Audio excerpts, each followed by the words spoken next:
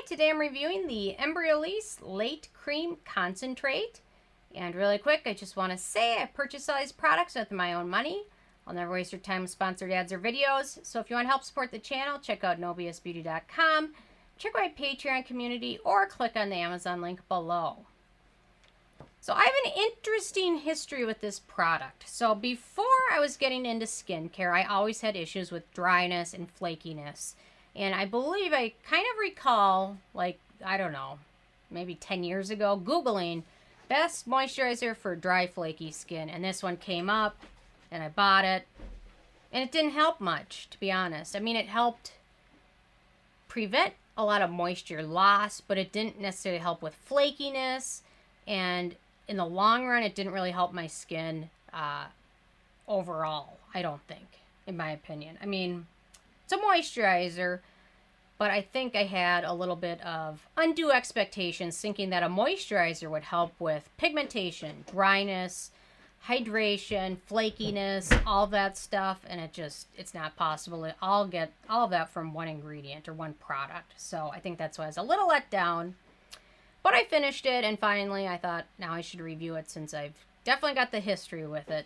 So, and I've got a lot of thoughts on it actually. So, okay, they call this a light, milky, textured cream that absorbs easily into your skin with a soft satin finish to restore moisture levels and revitalize complexion.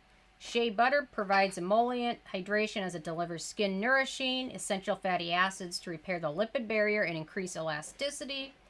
Soy proteins firm and tone your skin to diminish fine lines. Embryolisse is a French cosmeceutical line that emphasizes simplicity with measurable results. I'm not really excited about simplicity for most things, so this one might be a bit too simple. Winky eye emoji. Do you know I can wink both eyes? I learned that at a young age. And you know, rolling your tongue that's a genetic thing. So some people can't do that. Anyway. Whatever. I don't know why I know that, but I do. Too much college or something. I don't know. Anyway, okay. My first criteria is packaging.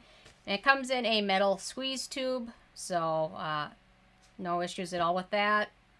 Very simple yet functional way to package it. In terms of denatured or drying types of alcohol, this does not contain any of that. So that's always a good thing.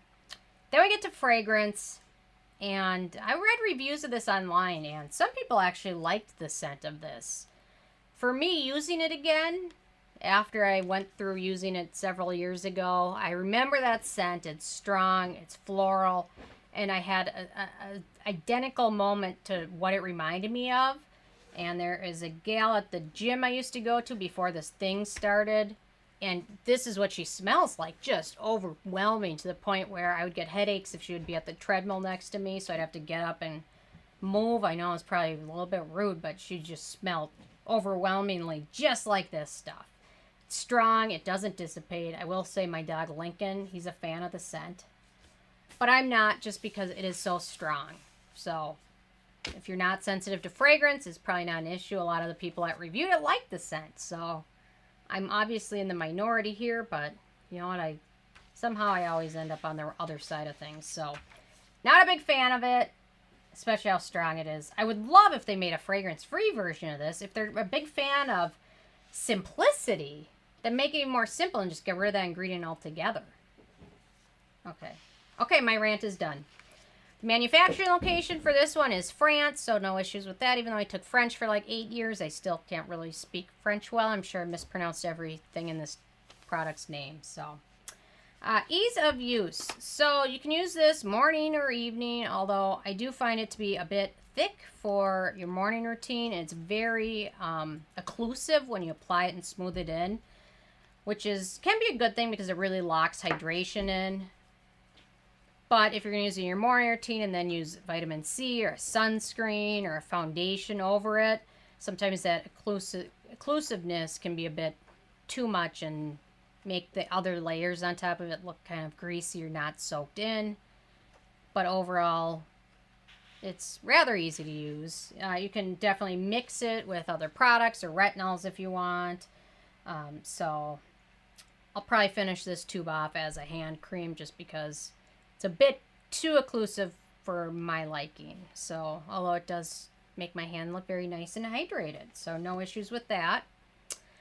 In terms of antioxidants and beneficial ingredients, so they mentioned simplicity, and it's very simple. It really doesn't have a lot of other antioxidants or beneficial ingredients. It's basically a lot of slip ingredients. So other than offering hydration and a bit of occlusion, it doesn't really offer too much else for the skin to benefit from. I have no idea how they could say that this helps diminish fine lines. I don't get that, but they can say whatever they want because there's no regulation on it.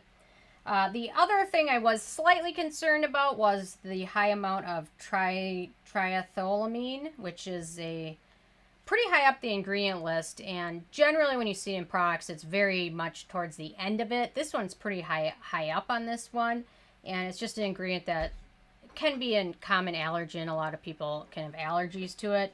Typically, when it's very, very far down the ingredient list, it's not as big of a concern, but when it's so high up, it has a potential to be more of an issue. So keep that one in mind. Other than that, the ingredients aren't very exciting, so I would not rely on this to help with fine lines or anti-aging at all.